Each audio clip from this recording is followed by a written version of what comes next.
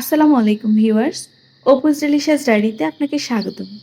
আজকে চলে এসেছি চমৎকার একটা রেসিপি নিয়ে। পাকা কলা ফেলে না দিয়ে বানিয়ে ফেলুন এই দারুণ মিষ্টি পিঠা কলার পুয়া। পাকা কলা বেশি পেকে গেলে অনেকেই ফেলে দেন, কিন্তু জানেন কি, এই কলা দিয়ে বানানো যায় দারুণ একটা মিষ্টি আর নরম পিঠা। আজকে বানাবো মিষ্টি কলার পুয়া পিঠা। সহজ, সাদামাটা কিন্তু অসাধারণ স্বাদের। তো চলুন দেখিনি কি কি লাগবে। পাকা কলা 7টি। আমার কাছে এই 7টি কলাই ছিল। চিনি হাফ কাপ, চাইলে কম বেশি নিতে পারেন। গরুর দুধ 200 গ্রাম, না থাকলে পাউডার দুধও ব্যবহার করতে পারেন। লবণ স্বাদ মতো, বেকিং সোডা 2 চিমটি, আটা 2 কাপ, নারকেল কোড়া 2 টেবিল চামচ। প্রথমেই কলাগুলা ভালো করে একটা কাঁটা চামচের সাহায্যে চটকে নিব। আমি নিচ্ছি 7টা পাকা কলা, যেগুলো অনেক বেশি পেকে গেছিল। ফেলে না দিয়ে এসব কলাই আজ কাজে লাগাচ্ছি।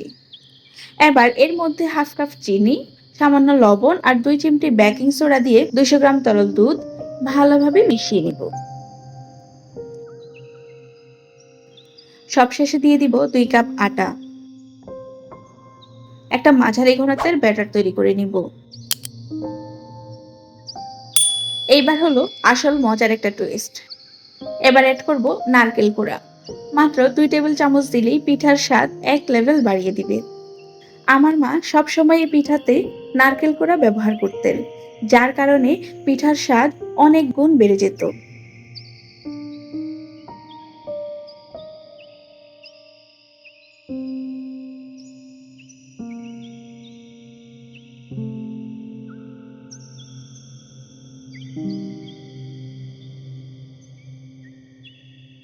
একটা কড়াইয়ে তেল গরম করে নিব। অল্প একটু করে ব্যাটার দিয়ে দিব। ব্যাটারটি খুব বেশি নাড়াচাড়া করা যাবে না।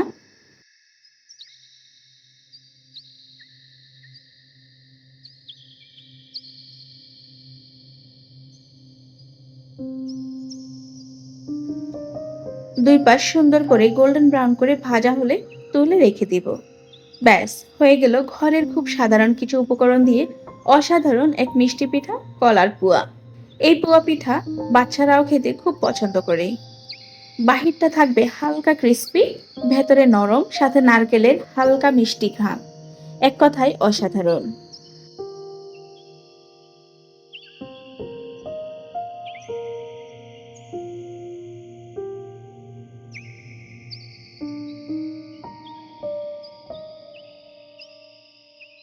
পাকা কলা ফেলে না দিয়ে এইভাবে একবার বানিয়ে দেখুন।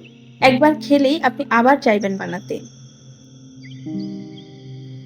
রেসিপিটি ভালো লাগলে শেয়ার করুন, লাইক দিন আর সাবস্ক্রাইব করতে ভুলবেন না। Thanks for watching. আল্লাহ হাফেজ।